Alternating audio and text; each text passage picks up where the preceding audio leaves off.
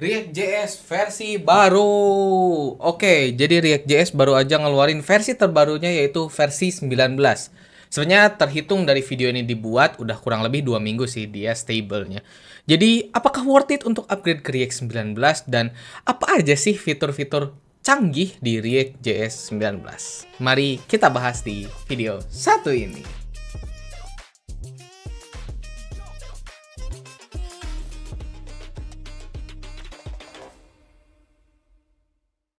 Oke bro, jadi ada beberapa sebenarnya kalau kita lihat di dokumentasi sini ya. Dokumentasi dari React.js 19 tuh 5 Desember tuh dia udah stable gitu ya. Nah ini ada beberapa. Cuma kalau kamu malas dan gak bisa bahasa Inggris, sini aku coba highlight beberapa fitur-fitur menarik dari React.js 19. Jadi ada 4 hook yang bisa kita manfaatin dan ini menarik banget nih. Yang pertama namanya use transition. Use transition ini bikin aplikasi React kita tetap responsif pas ada update yang berat. Misalnya kayak nge-fetch data atau ngerender komponen yang kompleks. Jadi si use transition ini dia ngasih dua hal ya. Yang pertama is pending, yang kedua set transition. Is pending itu digunain untuk nunjukin apakah transition lagi berjalan atau enggak gitu. Dan juga kalau start transition ini, yang satu ini fungsinya buat nandain kalau update mau dilakukan sebagai transition. Misalnya contohnya gini, codingan kamu dulu kayak gini.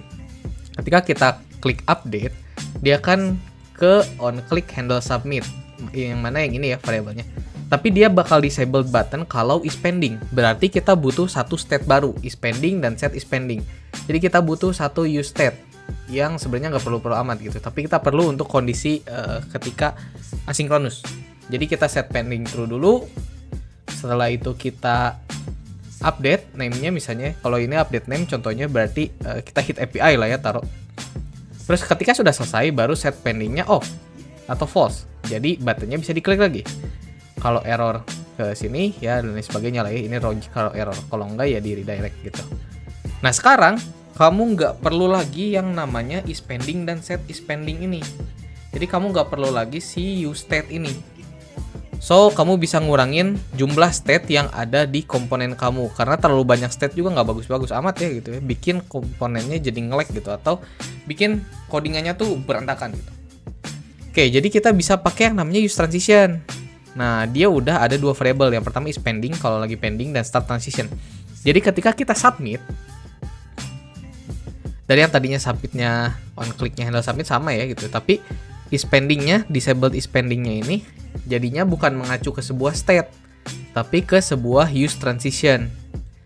Yang mana akan dibuat true ketika start transition, ketika mulai transition. Jadi handle submit ini kita masukin fungsinya ke dalam start transition.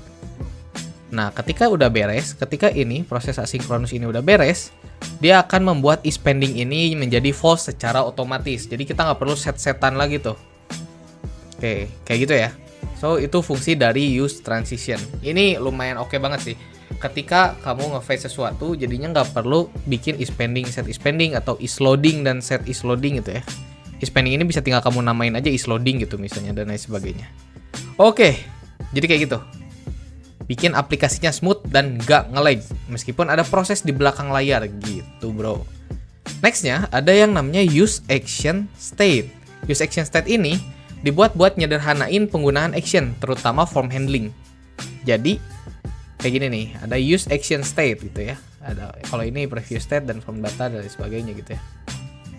Jadi ini bakal mempermudah kita ketika ngehandle sebuah form gitu, karena dia udah punya error, submit action dan juga is pending-nya. Sebenarnya kurang lebih hampir sama gitu ya, sama yang di use transition ini, tapi ini lebih ke form handling. Jadi ketika error kayak gimana, apakah ada error atau tidak gitu ya, submit action dan is pending gitu. Jadi use action ini nerima sebuah function atau action dan ngembaliin 3 hal. Pertama data, kedua submit action, dan 3 is pending-nya itu sendiri gitu ya. Nah, dengan use action state ini kita bisa ngelola state, submit form, dan pending state lebih mudah lagi. Jadi nggak perlu banyak-banyak pakai use state-an nih di sininya. Tinggal kayak gini aja, selesai gitu. Terus next ada yang namanya use form status. Nah ini ada use form status, satu lagi yang baru nih dari React-nya sendiri. Jadi misalnya kamu nggak punya form kayak gini gitu ya, kan ini kita disable kalau is pending gitu. Ada cara lain juga untuk kita tahu sebuah form itu sudah selesai atau belum gitu ya. Jadi kita bisa pakai use form status ini, dan di dalamnya bisa ada pending juga. So, kamu bisa bikin button kayak gini ya, disablednya ketika dia pending. Hook ini tuh dipakai buat ngakses informasi tentang tag form yang lagi aktif. Jadi dia ngembalin objek yang isinya ada beberapa ya. Salah satu contohnya tuh yang ini, yang pending ini. Oke, kayak gitu. Terakhir ada yang namanya use optimistic. Nah, hook ini dipakai buat nunjukin optimistic update di UI. Jadi user tuh nggak perlu nunggu server respon buat lihat hasil dari aksi mereka. Jadi use optimistic ini nerima nilai awal dan ngembaliin dua hal. Yang pertama value, yang kedua dia ngembaliin set value atau function buat update nilai optimistiknya. Jadi contohnya lihat ini ya. Misalnya your name is optimistic name. Optimistic name ini tadinya awalnya nama awal ya. Ini current name. Nama awalnya. Nah, ketika dia berhasil diupdate on update name ini, ketika dia udah berhasil update, optimistic name ini bakal berubah jadi nama yang sudah diupdate tanpa kita perlu merender ulang. Gitu. Ini bikin aplikasinya itu ngerasanya lebih cepat gitu ya. Jadi ketika kita update hit API tiba-tiba berubah gitu namanya. Ketika sudah berhasil.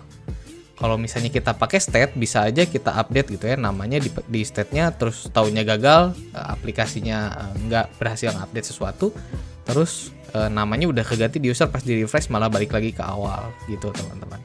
So itu dia penjelasan beberapa hook-hook baru yang ada di React 19. Sebenarnya ini banyaknya di form handling dan juga handling pending ya gitu, ketika kita punya loading sesuatu gitu. Jadi nggak perlu banyak-banyak lagi menggunakan yang namanya useState.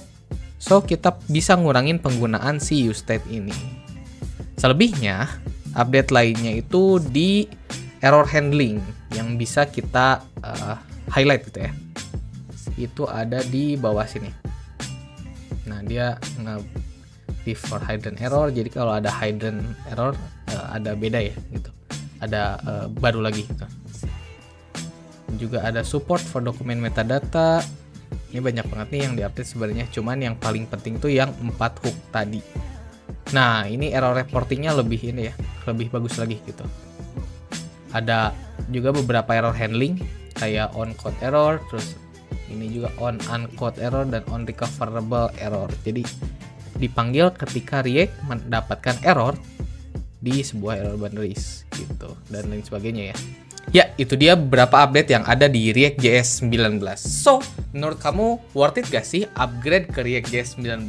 Atau kamu mau stay aja di React.js 18 dan ngerjain project kamu? Bisa dipertimbangkan lagi. Mungkin kalau untuk tech lead bisa coba dipertimbangin untuk pindah ke React.js 19 supaya semakin banyak improvement dan juga bikin aplikasinya nggak terlalu banyak state. Segitu dulu video hari ini, kita ketemu di video lainnya dan jangan lupa subscribe. Cheers.